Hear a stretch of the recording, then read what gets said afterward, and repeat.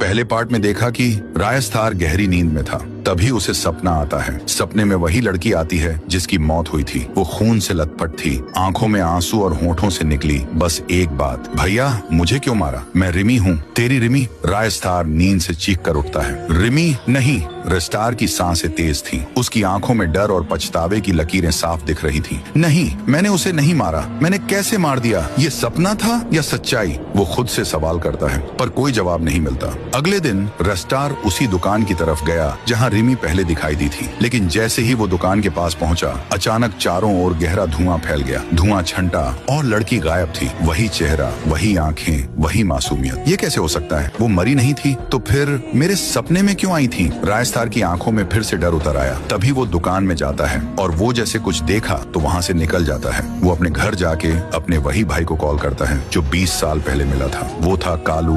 कुछ ही देर में कालू काली जैकेट पहने उसके सामने था। रेस्टार बोला, मुझे उस लड़की को ढूंढना है, चाहे जो भी करना पड़े। रिमी मेरी बहन थी जिसे उन्होंने मुझसे छीन लिया था। तभी दिखाया जाता है रिमी को। उसको गुंडों ने कैद करके रखा था। तभी एक काली कार वहाँ रुकती है। एक दरवाजा खुलता है। बाहर निकलता है वो दरिंदा जिसकी आंखों में जलती नफरत थी। तेरे भाई ने मेरी दुनिया तबाह कर दी, अब मैं तुझे उसकी सजा दूंगा। रिमी चिल्लाई, मेरा भाई कहाँ है? बताओ कौन है वो? गुंडा हंसते हुए बोला, अब तो तुझे भी मरना है। वैसे भी तुम दोनों फिर कभी मिल नहीं सकोगे। और तभी वहाँ ब्लैक स्क्रीन छा जाती है। कुछ समय बाद रेस्टार को कॉल आता है, रिमी मिल गई है, खुफिया अड्डे पे आ जा, लेकिन जल्दी। रेस्टार गाड़ी लेके निकल पड़ता है। टायरों की आवाज, सिर पर पसरा अंधेरा और दिल की धड़कनें सब तेज हो जाते हैं। जैसे ही वो वहाँ पहुँचता है, सन्नाटा छा जाता है। एक सूखा पेड़ और उसी पर लटकी होती है कालू की लाश। खून से सना हुआ चेहरा। रेस्टार के पैर कांप जाते हैं। तभी एक धीमी आवाज सुनाई देती है, भाई। रेस्टार पीछे मुड़ता है।